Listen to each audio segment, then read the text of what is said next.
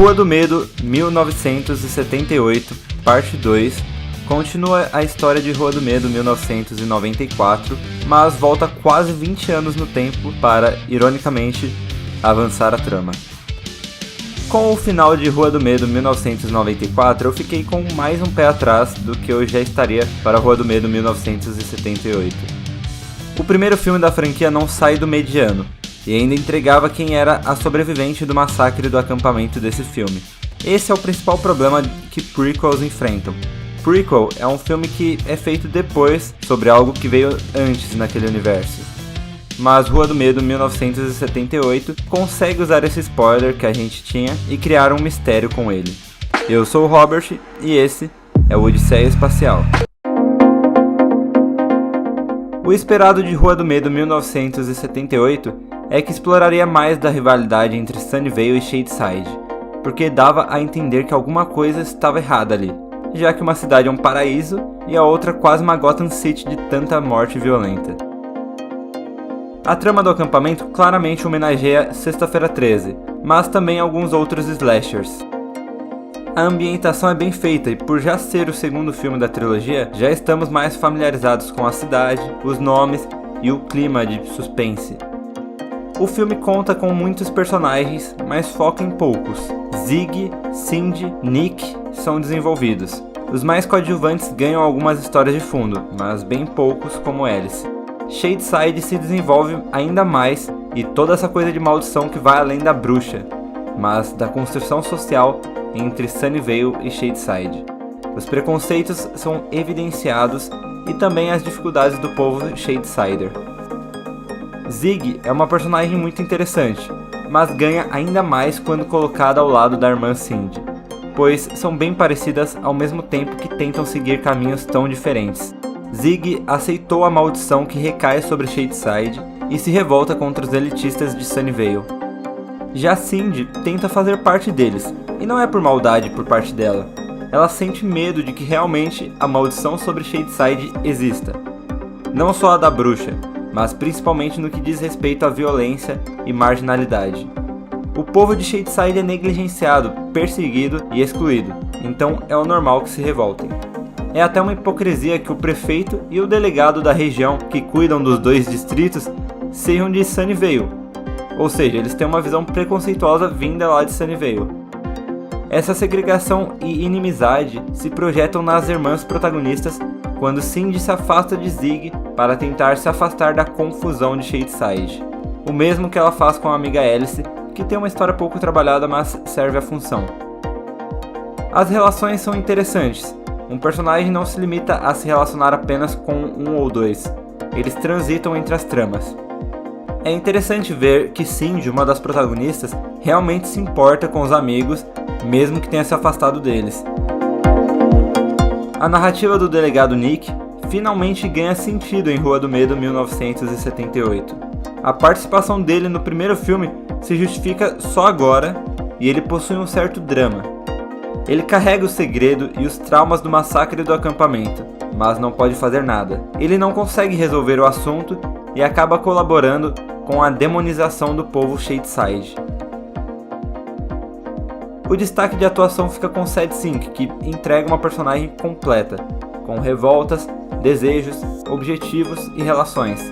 É interessante ver que de certa forma ela interpreta quase a mesma personagem que interpreta na série Stranger Things. Uma adolescente rebelde, marginalizada e determinada, mas ainda assim a diferença vem da construção da personagem. Por ser o segundo filme da franquia, não precisamos mais de uma morte inicial ou uma grande apresentação sobre os assassinatos. Podemos começar com os personagens e até desenvolver o assassino principal como um personagem agradável, mas que acaba sofrendo pela maldição de Sarah Fier. Uma das melhores coisas é que ele trouxe uma certa explicação para uma coisa que me incomodou no primeiro filme, que era o critério da bruxa perseguir alguém. O início do filme trata de uma coisa interessante, que pouco vemos nos filmes de terror, que é a abordagem do trauma e do depois das mortes. O que acontece e que traumas causam numa pessoa essa situação de terror? A Cyberman sofre com esses traumas e tem a vida condenada a lidar com a morte dos amigos e da irmã. O grande mistério que o filme faz é: qual das irmãs sobreviveu e está contando a história. A trama sobre a cidade se expande e cada vez mais mistérios surgem e mais são respondidos. Várias coisas se conectam e deixam o primeiro filme mais agradável de ver. O que fica claro é que Rua do Medo é uma experiência nova. Uma série e filme. É como se Rua do Medo 1994 fosse os 3 primeiros episódios da série, e como qualquer série, não podemos acabar de assistir nos 3 primeiros episódios, pois pouca coisa fará sentido sem os capítulos seguintes. É difícil olhar como uma obra isolada. Acaba que é uma história só, em capítulos. Ainda mais com os finais muito abertos. Seria uma série ótima. Se fosse uma série, por exemplo, a trama do xerife no primeiro filme começaria a fazer sentido nesse segundo. Porém, como um filme separado, o personagem lá ficou gratuito. 1994 deixa propositalmente pontas soltas, porque tem a plena noção que as sequências vêm logo. São 3 episódios de uma história lançados uma vez por semana. É essa a experiência de Rua do Medo. Mas também poderia ser uma série.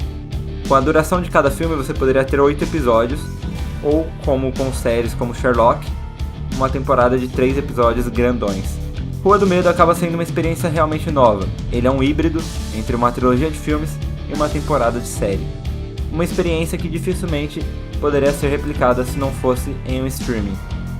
Acredito que futuramente tenhamos novas experiências do tipo, até alguém trazer algo muito revolucionário.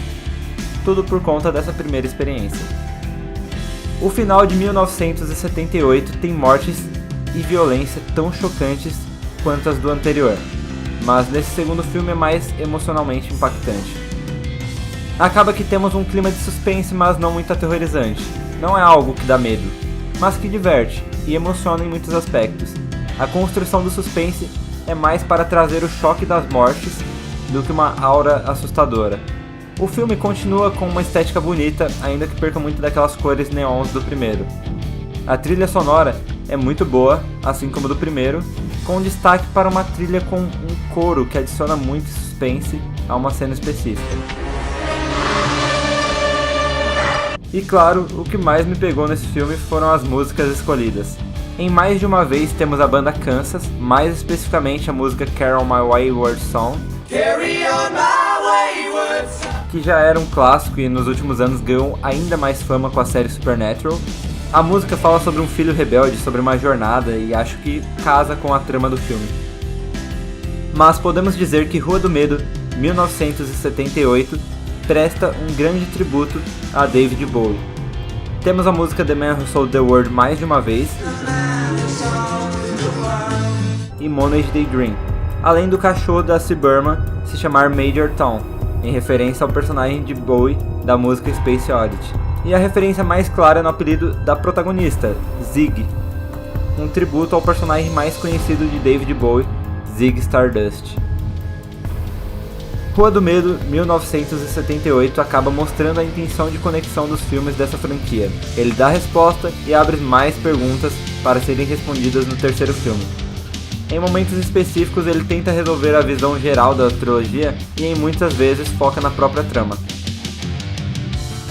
Mas não posso deixar de comentar algumas coisas cômicas não intencionais desse filme, como a última cena na qual a atriz revira os olhos por causa da bruxa e fica meio bobo.